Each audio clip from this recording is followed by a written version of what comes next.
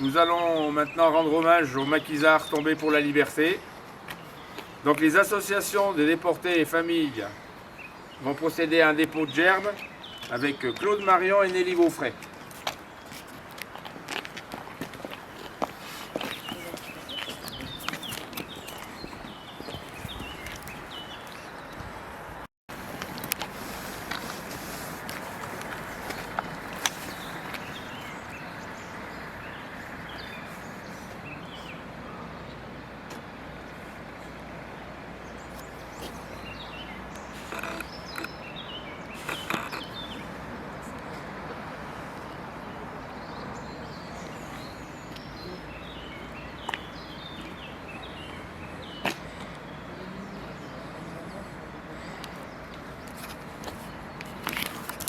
Maintenant nous rendre à l'institution Saint-Oyen dans la cour intérieure. Maintenant, anciennement le collège, devant la plaque dédiée aux élèves et anciens élèves du collège morts pour la France, soit en déportation aussi, soit dans les combats de la résistance. Donc je vais demander à Madame Catherine Laperrière de lire le discours de M. Jean Laperrière.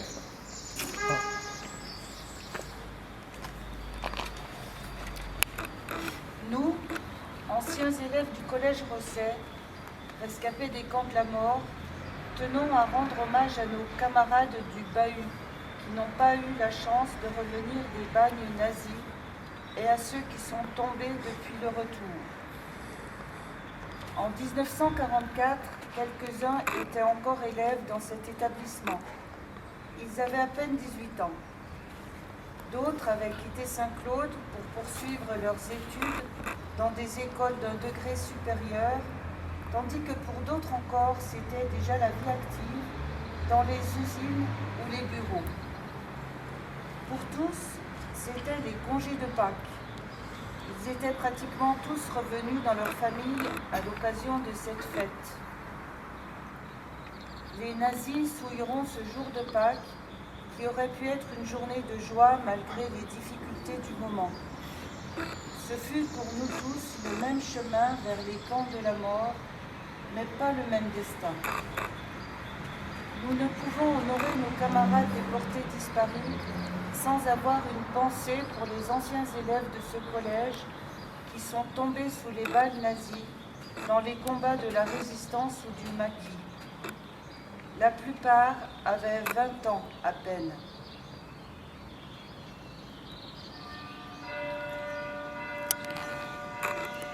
Pour les déportés, les résistants et les maquisards, anciens élèves du bahut disparus dans les camps ou morts au combat, nous vous demandons un instant de recueillement.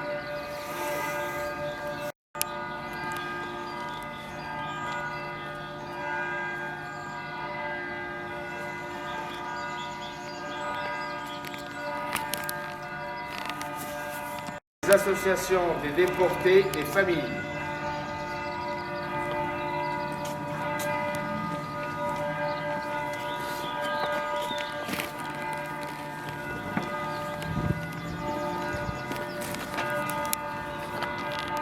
C'est pas très loin, début de la cérémonie, 10h30.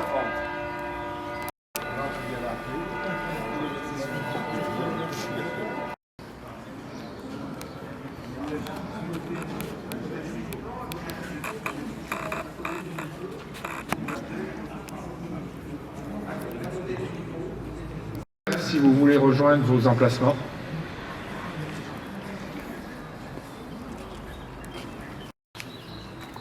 Bien, messieurs, dames, nous nous retrouvons maintenant devant la plaque portant le nom de M. Jean Lugan, abattu par les nazis le 9 avril 1944. Témoignage de Jean Bourgeat, lu par M. Jean-Marc Véra, enfant de déporté.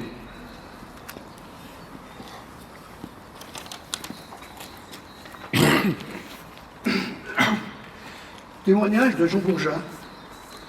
Nous sommes en fin d'après-midi, en ce jour du 9 avril 1944.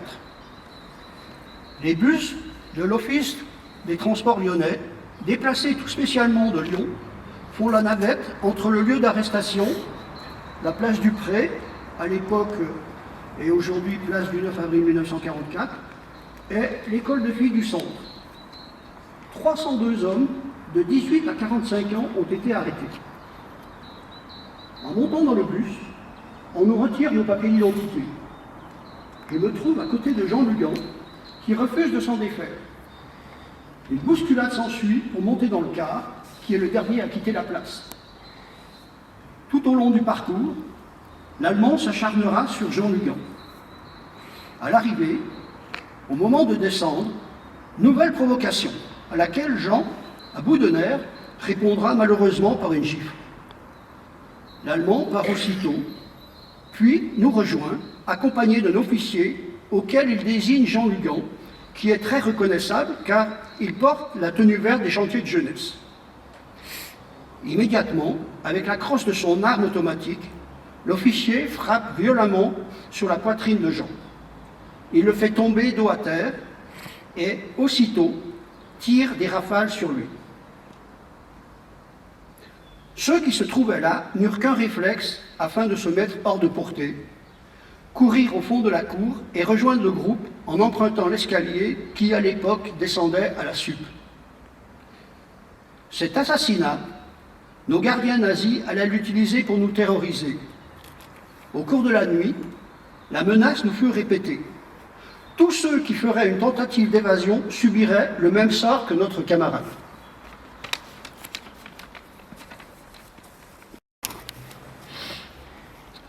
Nous allons maintenant procéder au dépôt de gerbes. Les associations des déportés et familles.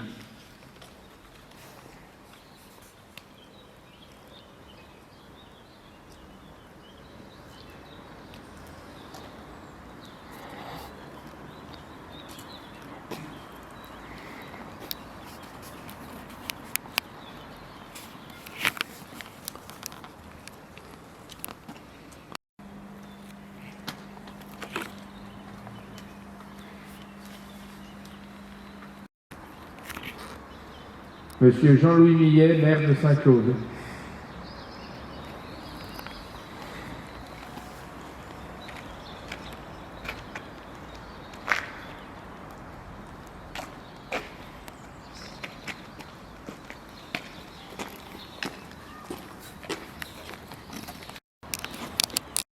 Une minute de silence.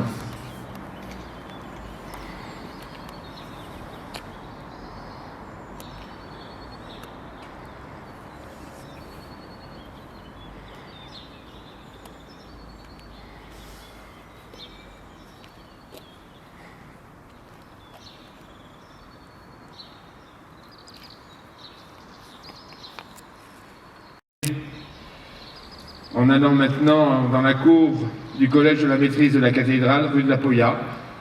Début de la cérémonie, 10h50. Nous nous retrouvons maintenant devant la plaque portant les noms des anciens élèves de l'institution Sainte-Marie, morts en déportation. Texte de Jean Lorge, lu par Madame Herminia Elino, première adjointe à la mairie de Saint-Claude. Mesdames, Messieurs, il s'agit d'un événement très important dans l'histoire de la ville, puisque sur 302 personnes emmenées en Allemagne, seules 116 en sont revenues. À ce moment-là, le contexte est le suivant. Les armées allemandes essuient des revers sur tous les fronts. En France, elles sont harcelées en permanence et partout par des mouvements de résistance, et spécialement dans les montagnes du Jura. Les maquisards ont évidemment de gros problèmes de ravitaillement, car ils sont dans la clandestinité. Les populations qui voudraient les aider sont elles-mêmes très atteintes de nourriture, tickets de ravitaillement. Ils doivent donc résoudre leurs problèmes en opérant des attaques sur les dépôts de vivres et les camions d'approvisionnement. L'état-major allemand et la Gestapo de Lyon, dont le fameux Barbie et les SS, décident de monter une opération de représailles contre le maquis du Haut-Jura. Ils arrivent à Saint-Claude dans la nuit du jeudi au vendredi saint, 6 au 7 avril 1944, mais s'aperçoivent rapidement que cette opération sera loin d'avoir le succès escompté et subisse pas mal de pertes. Comme le général Flaume ne pouvait rentrer à Lyon les mains vides, il décide alors de s'en prendre à la population civile. Le jour de Pâques 1944, il convoque sur la place du Pré tous les hommes de 18 à 45 ans, en prend plus de 300 et les présente comme les terroristes du Haut-Jura. Seules 116 personnes reviendront des différents camps de la mort où ils séjourneront. La première victime fut Jean Lugan, abattu sauvagement dans la cour de l'école du centre. Pour lui et tous les autres déportés et résistants qui sont morts pour votre liberté, je vous demanderai de garder à jamais, comme remerciement, une place dans votre mémoire comme dans votre cœur. La France a besoin d'un peuple fier et fort, respecté par les autres nations, sans pour autant montrer un esprit dominateur et agressif. Faites en sorte que ce soit le cas, et c'est à ce prix que nous éviterons de nouveau juin 1940 et Pâques 1944, avec tous les morts et les misères qui en ont résulté. Procéder à un dépôt de gerbes par les associations des déportés et familles.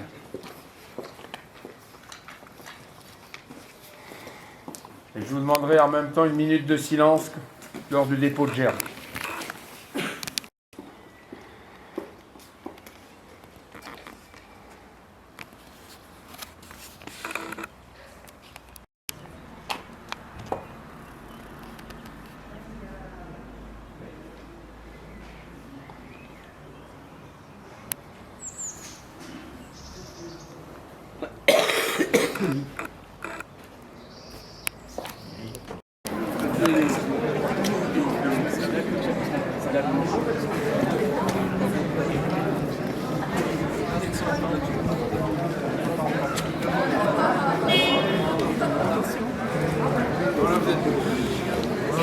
Ah, vous êtes parfait.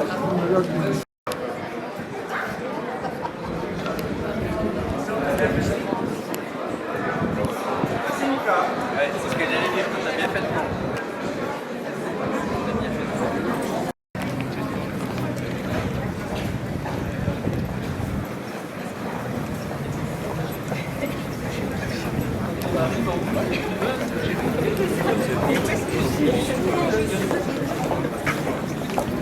Plus grand.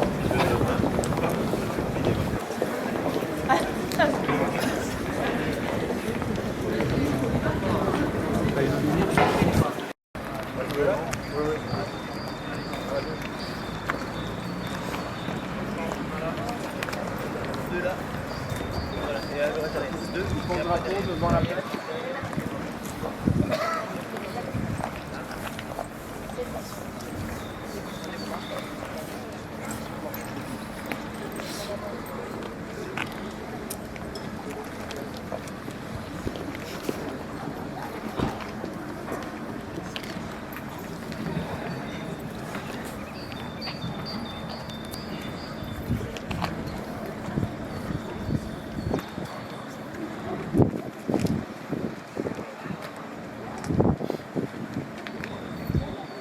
Pour l'ensemble.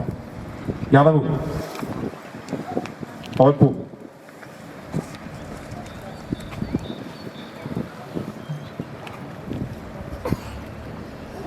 Message national des fédérations des déportés et familles de disparus, lu par Dominique Vaufray. Oh. Madame Buiton. C'est quoi le message des déportés?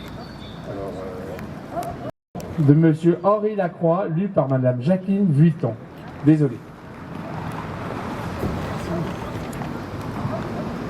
En avril 1944, les troupes allemandes viennent de réduire le maquis du plateau des Glières en Haute-Savoie, sont ramenées vers l'Ain et le Jura. Le 7 avril, elles lancent leur offensive de nettoyage dans le triangle délimité par les villes de Bellegarde, Oyonnax et Saint-Claude. C'est l'opération Fruline. À l'approche de Saint-Claude, au lieu-dit la Versalle, près de Molins, un accrochage avec le maquis du Haut-Jura fait plusieurs morts et de nombreux blessés du côté allemand. La ville de Saint-Claude est encerclée. Claus Barbie, qui la veille encore était à Isieux dans l'Ain, arrive à Saint-Claude et s'installe à l'Hôtel de France d'où il dirige les représailles. L'opération Fruling durera du 7 au 13 avril et s'étendra sur l'Ain et le Haut-Jura. Bilan global, 148 meurtres, 923 arrestations, 204 maisons incendiées. Dans le Haut-Jura, plus de 350 personnes sont arrêtées par Barbie et ses sbires pour être déportées dans les bagnes nazis. À Saint-Claude, le 9 avril au matin, le tambour municipal invite tous les hommes de 18 à 45 ans à se rendre sur cette place pour une vérification des pièces d'identité. Les soldats allemands, sous la direction de Barbie, font le tri et retiennent 302 personnes qui sont ensuite déportées par car à l'école de filles rue Rosset pour y passer la nuit. Le lundi matin, c'est l'embarquement en gare PLM pour un voyage vers Bellegarde, puis le camp de Compiègne jusqu'au 14 mai, date de départ pour la déportation en Allemagne hitlérienne et les camps sinistres de Buchenwald, Dora, Neuengamme, Hartingen, Elrich, Ravensbrück, Sachsenhausen. Après de longues journées de travaux forcés et de manque de nourriture, d'hygiène, de repos, 186 camarades, soit plus de la moitié, y laissèrent leur vie.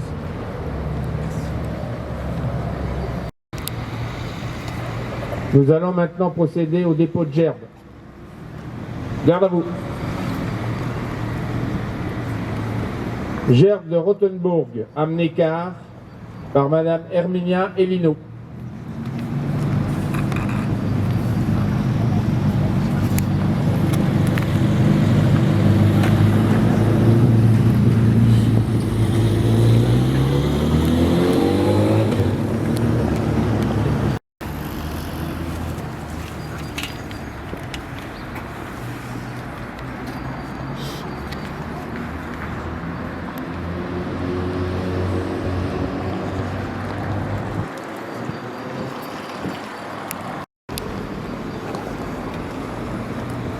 Les associations des déportés et familles.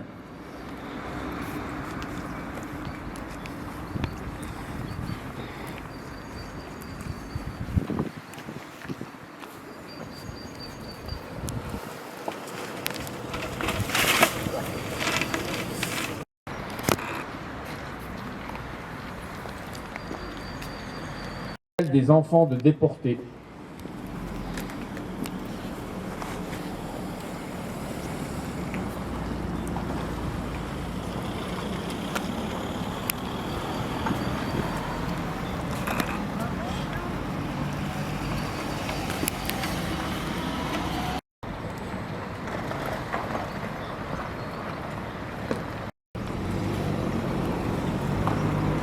Monsieur Frédéric Poncet, conseiller régional.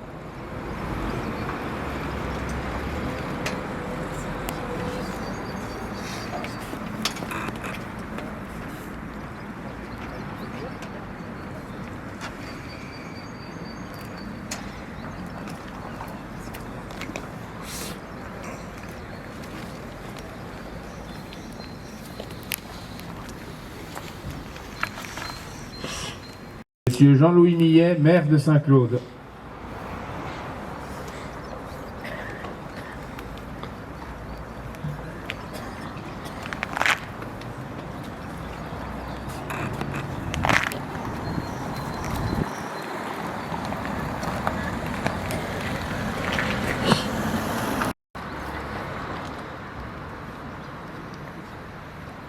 Je demande une minute de silence.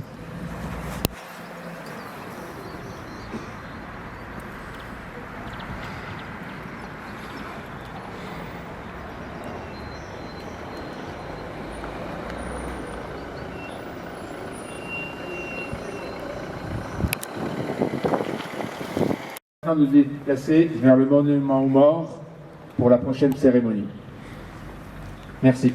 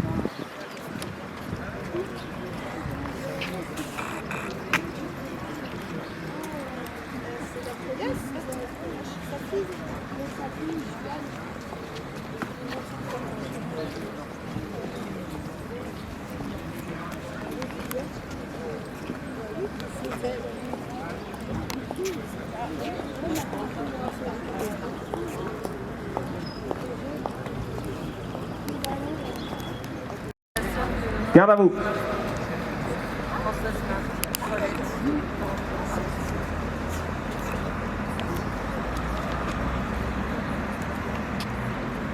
Repos. Nous commémorons aujourd'hui, 9 avril 2023, la rafle du 9 avril 1944. Message national des fédérations des déportés et familles de disparus, lu par Dominique Vaufray.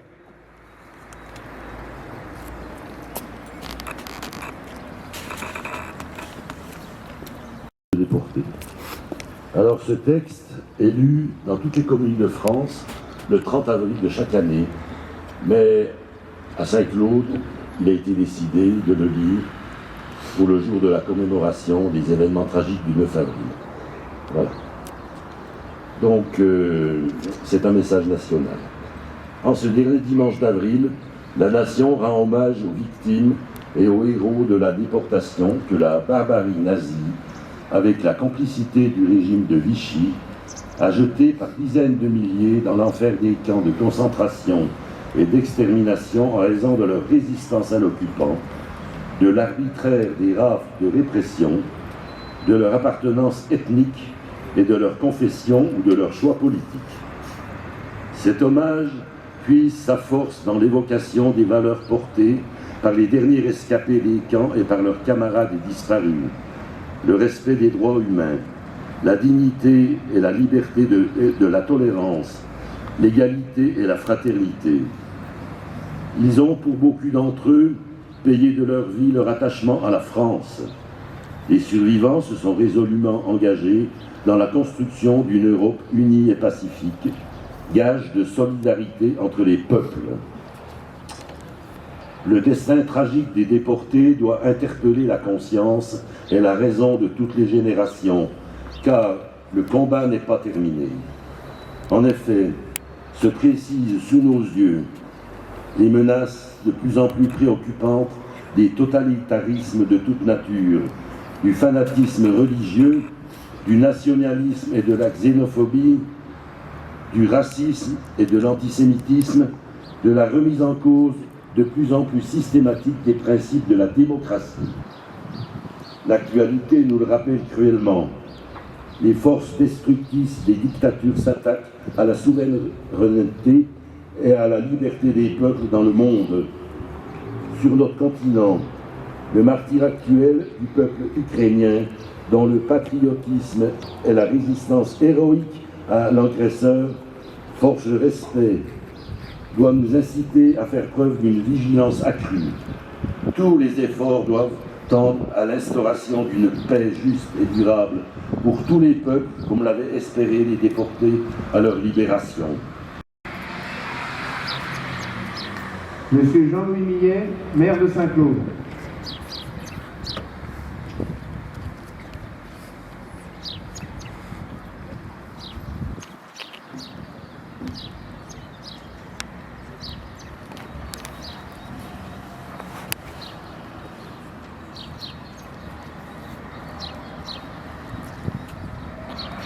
Juste deux petites informations avant de commencer cette intervention. Tout d'abord, je voulais vous dire qu'il n'y a pas eu exceptionnellement d'office religieux ce matin parce que, étant dimanche de Pâques, les prêtres étaient tous mobilisés. Et puis, l'année prochaine, il n'y aura pas de halte au Collège de la Maîtrise puisque les plaques commémoratives du Collège de la Maîtrise seront réinstallées à l'institution Saint-Oyen. Jean Laperrière, cher Pierre-Marc, chère famille, je voulais aujourd'hui, en ce dimanche exceptionnel, cette commémoration exceptionnelle, car elle nous rapproche encore un peu plus d'il y a 79 ans, puisqu'elle se déroule exactement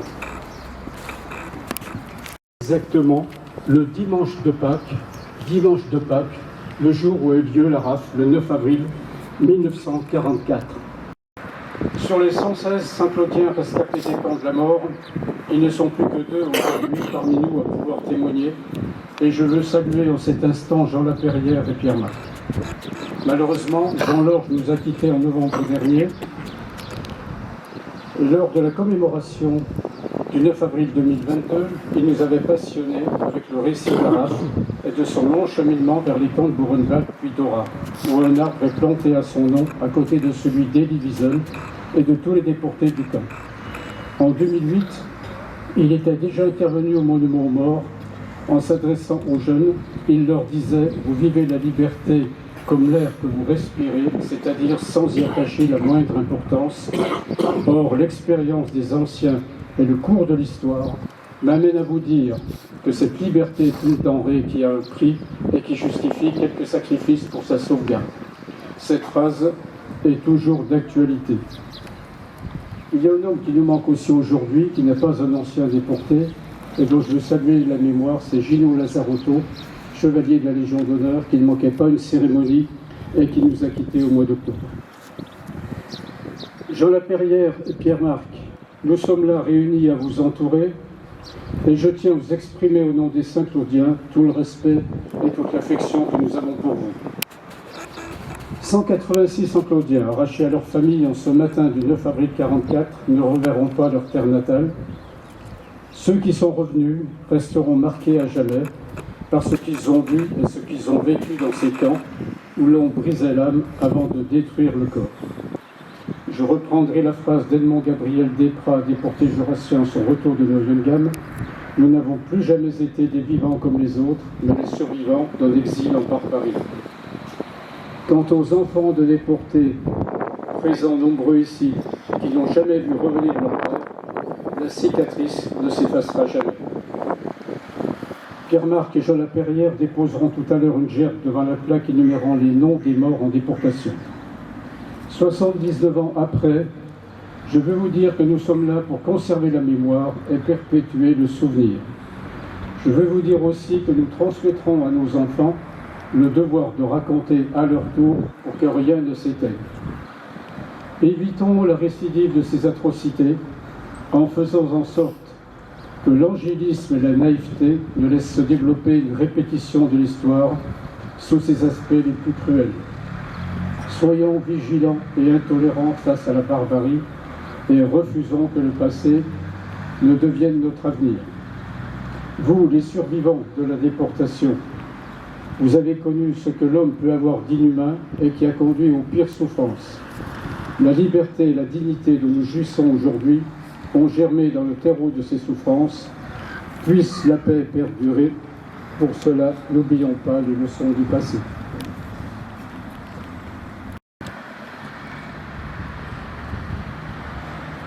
Madame Caroline Poulain, sous-préfète de Saint-Claude.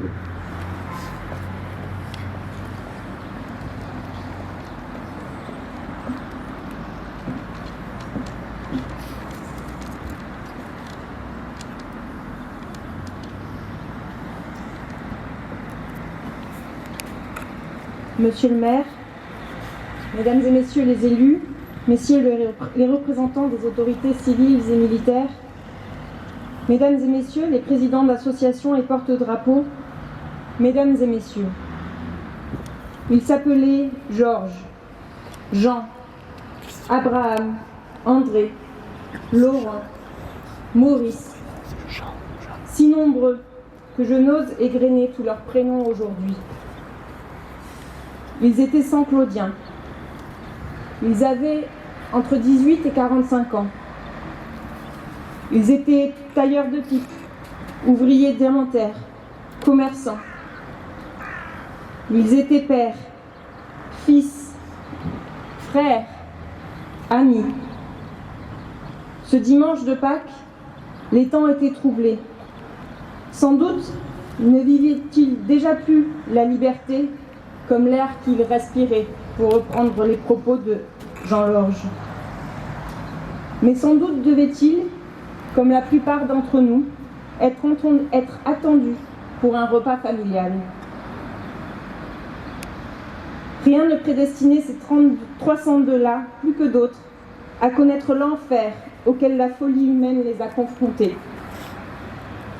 Pourtant, l'arbitraire les a frappés.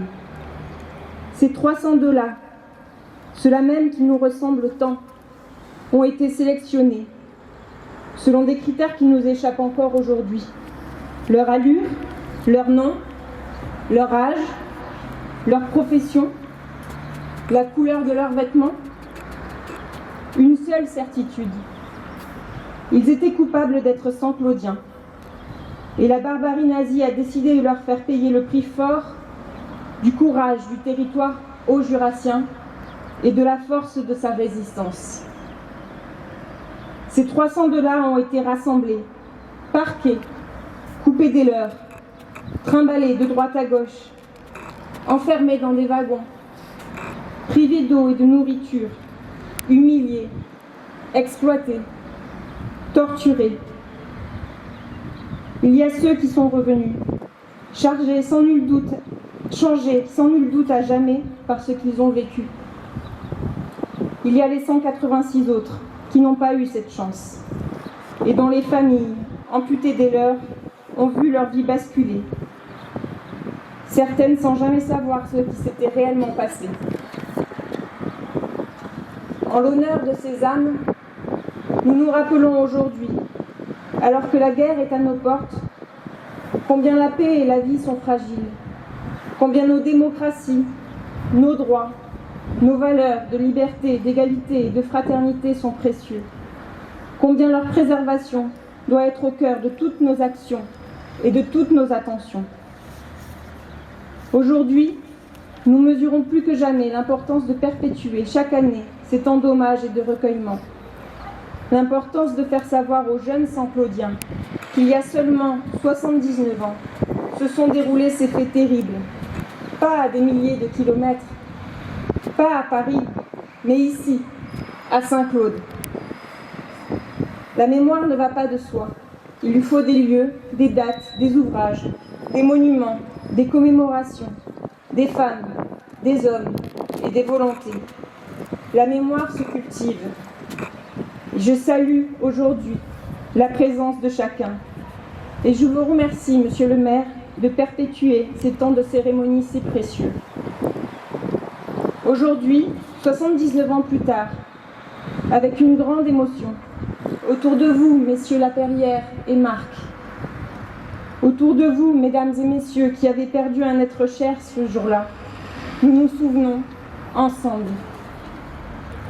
Nous nous souvenons de la barbarie nazie à laquelle vous avez été confrontés. Nous nous souvenons du destin tragique de ces compagnons d'infortune, dont je voudrais simplement saluer les vies. Vive Saint-Claude, vive la République et vive la France.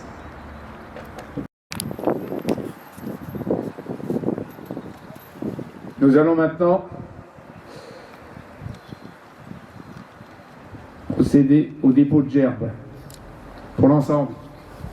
Garde à vous. Gerbe de messieurs les déportés Jean Laperrière et Pierre Marc devant la plaque.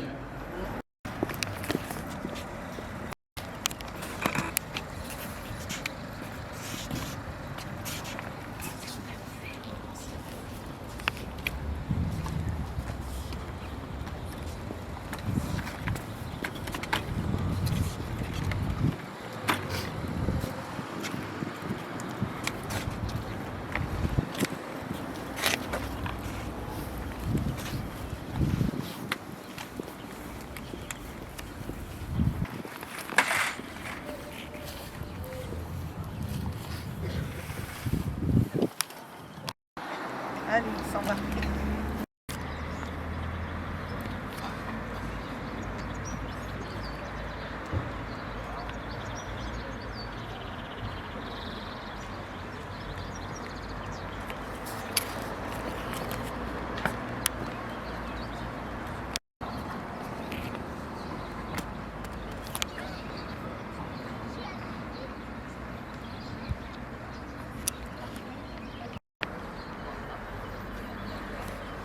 Monsieur Frédéric Poncet, conseiller régional.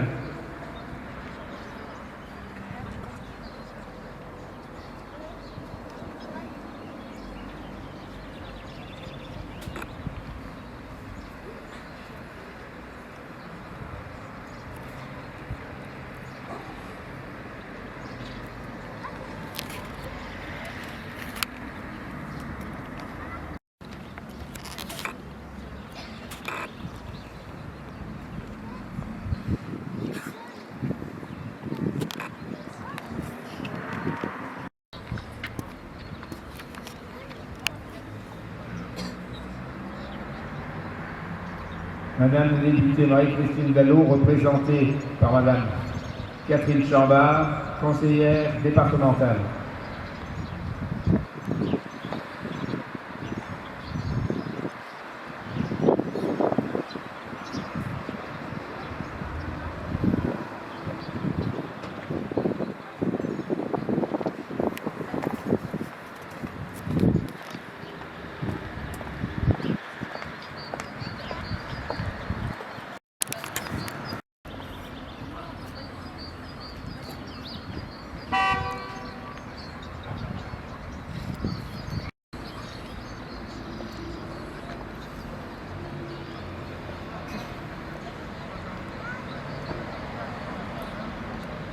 Monsieur Jean-Louis Millet, maire de Saint-Claude.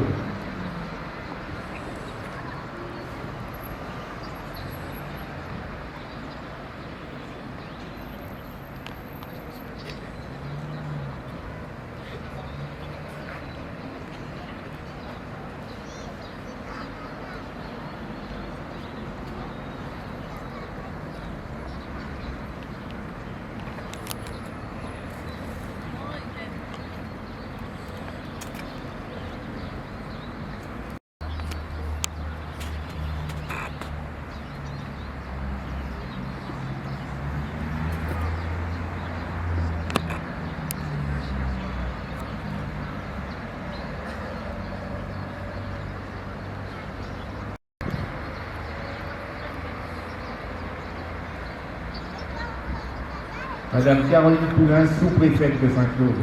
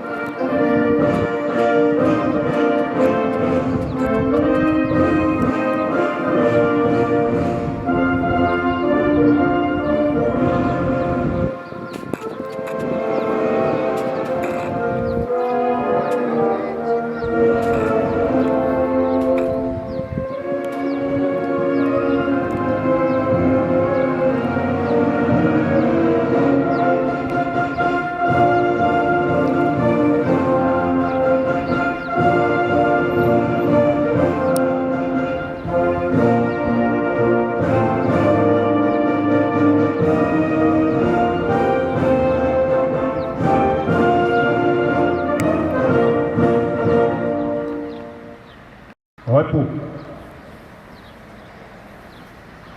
À l'issue de la cérémonie, la municipalité invite les participants au vin d'honneur en salle d'honneur de la mairie. Les personnalités sont invitées à saluer les porte-drapeaux.